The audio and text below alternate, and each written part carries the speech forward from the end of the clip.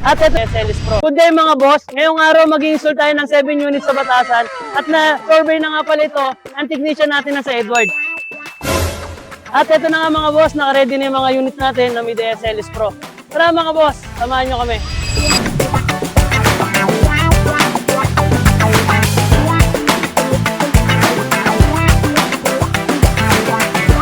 Bali, ito nga pala mga boss, yung mga i-installan natin dito sa Batasan. Bali mga container ban yung i-installan natin mga boss. Bali 7 units to mga boss. Ito yung paglalagay niya. Yan, puro container ban yung pag-i-installan natin. Bali 7 units yan mga boss.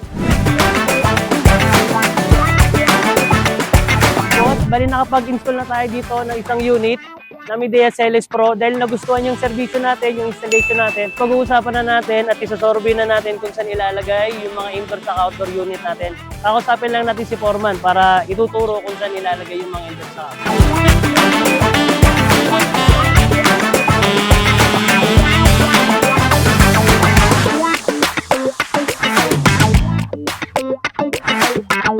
Bali yung outdoor unit sa ibabaw na lang, yung indoor bandang gilid na lang natin ilalagay. So mga boss, lalagay yung indoor unit natin. Tapos bubutas tayo dyan, yung pinaka-compressor natin sa ibabaw lang ilalagay. Check pa natin yung mga ibang paglalagay na container van. At ito na mga boss, bali na-survey na natin yung mga paglalagyan, yung 7 unit. Dito ilalagay yung isang 3 horsepower natin na Midea SLS Pro. Dito pa rin yung location dito sa loob.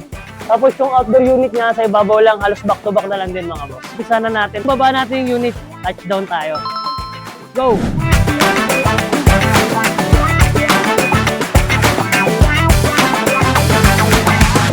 Sherwin po boss. Bali po yung contact po ni Sir Brian po. Bali po. Ayan, naka-ready na po boss. Bali, 6 na 1.5 horsepower po, then isang 3 horsepower po boss. Na-survey na rin po namin yung paglalagyan, yung mga indoor sa outdoor. Ayan po. Yung outdoor unit po.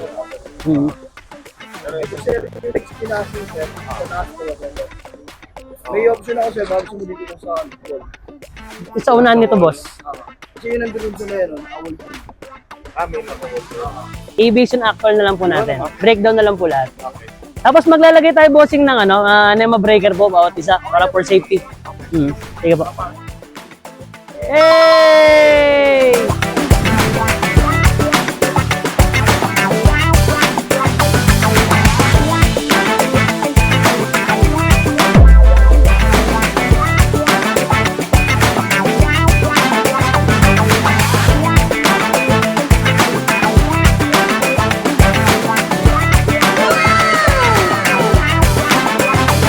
Bali, natapos na natin yung 7 units na split type natin na Midea. Bali, check natin mga boss yung mga nagawa natin ngayong araw. Tara, samahan nyo kami. Tingnan natin isa-isa.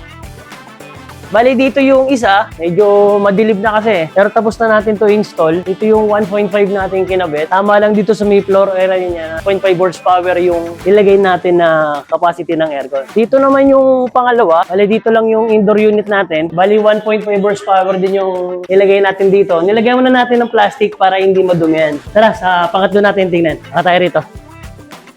Bali dito, yung in-install natin is 3 horsepower. Dahil medyo malaki yung floor area niya, kailangan ng malaki na capacity ng aircon. Ano naman, in-install natin yung mga outdoor unit. Kung mapapansin nyo, meron doon. Yung pangalawa, yung pangatlo mga boss. Pang-apat, pang-5 na outdoor unit.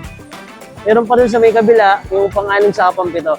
Tara, ikutan natin boss. Dito na natin nilagay yung isang outdoor unit natin na 1.5 horsepower. Then dito yung indoor. Ito yung 1.5 horsepower natin na pang-6. Yung pang-7 dito sa kabila. So bali, ito na yung pang-7 na installation natin. Done deal, done installation. Happy customer. Bali, hingi lang tayo ng konting feedback kay boss. Ay, hello po. Ayos naman yung pagkakabit. Mabilis. Natapos nila kahit 7. Tapos maayos yung yung pagkagawa nila yun lang naman ang hanap namin. Ngayon, nagmamadali kami. So, yun. Salamat po, sir. Salamat po, boss. Salamat po, boss. Kung nagtsatsaga ka sa maliit ng lamig ng electric fan, ano pang inaantay mo? Aircon mo na yan! Sa aircon, boss, kami na bahala magkabit ng aircon mo!